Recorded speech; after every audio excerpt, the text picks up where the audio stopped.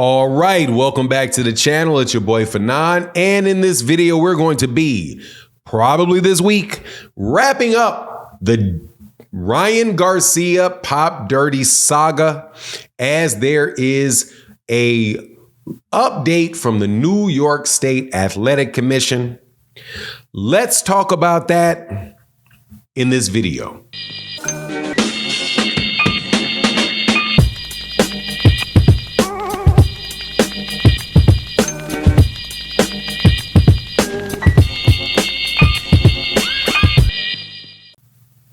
All right, welcome back to the channel. It's your boy Fanon, and in this video, we're going to be in the 140-pound division or the 143-pound division, where the judgment is going to be coming down this week, according to information released by Dan Rayfield about the New York State Athletic Commission, saying that they are going to have a session this week and announce their decision related to Ryan Garcia and his positive test.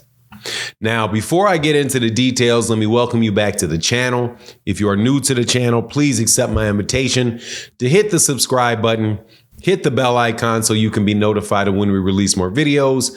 And if you're a longtime subscriber and supporter of the channel, thank you guys so much for your continued support. It really makes a big difference to the channel. And I would like to say to all my fellow Black Americans out there, happy Juneteenth.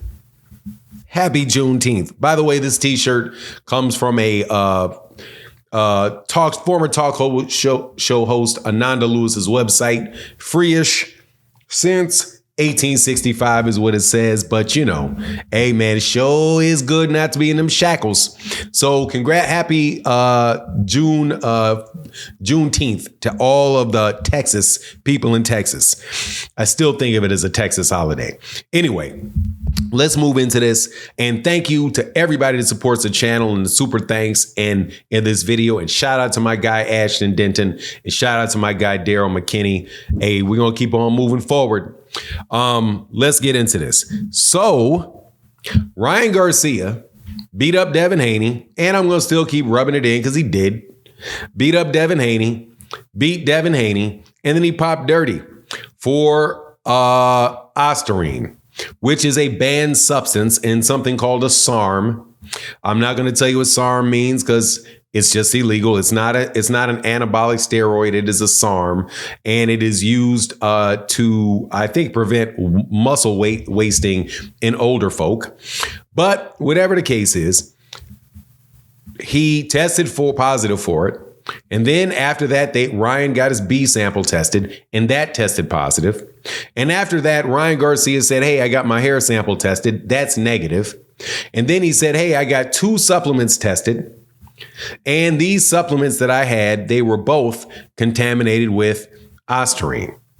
So they then obviously submitted a report to the New York State Athletic Commission for their consideration. Apparently, the New York State Athletic Commission has analyzed the information, and now they are ready to issue a decision.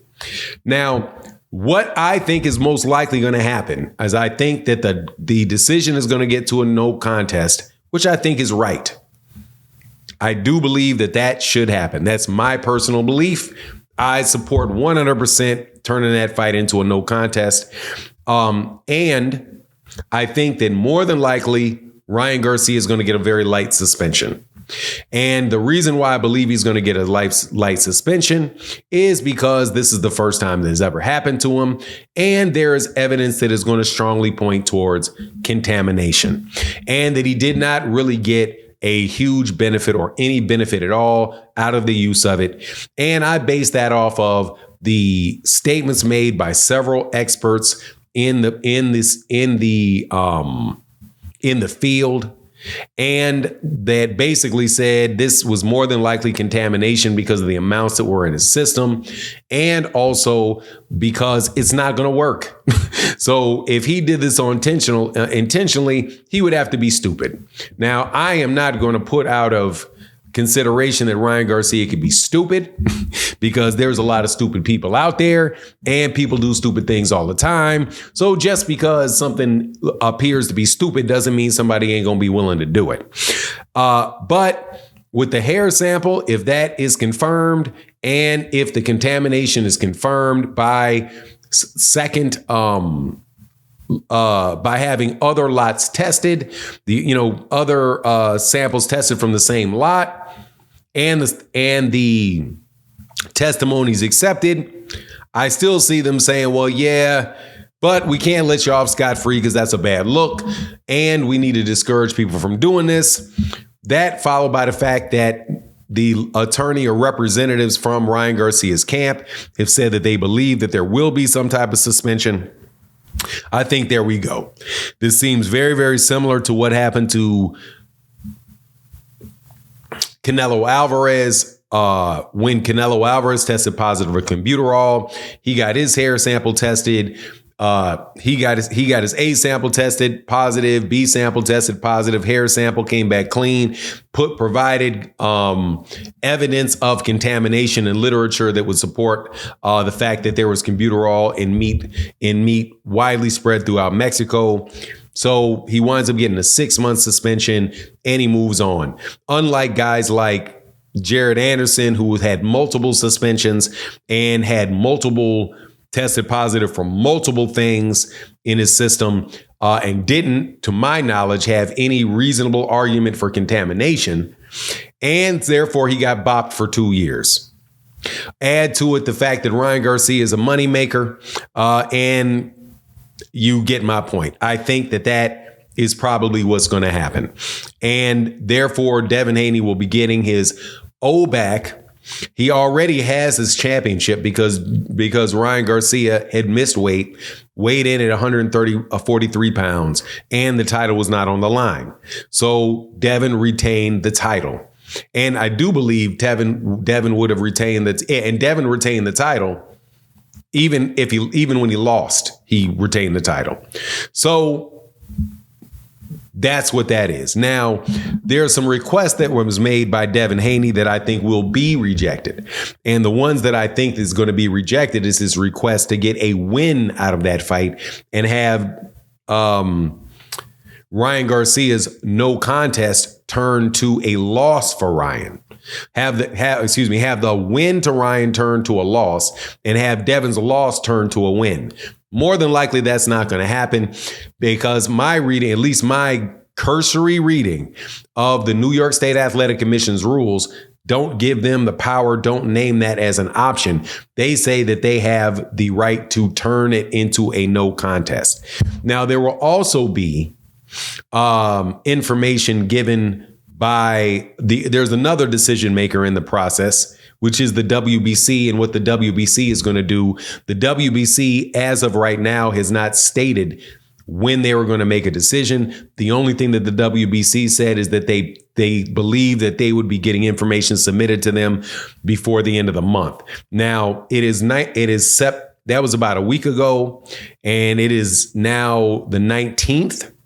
So I suspect that information, all the required information, was submitted to the New York State Athletic Commission, which would lead me to believe that most likely all of the information has now been submitted to the WBC as well.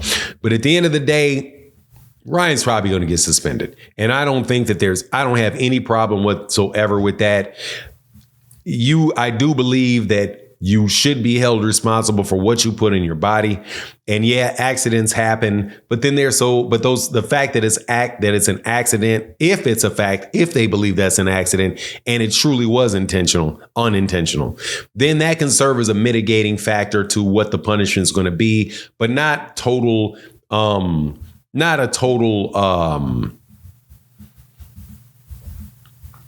justification for it, right? Just a mitigating factor. So punishment is probably on the way.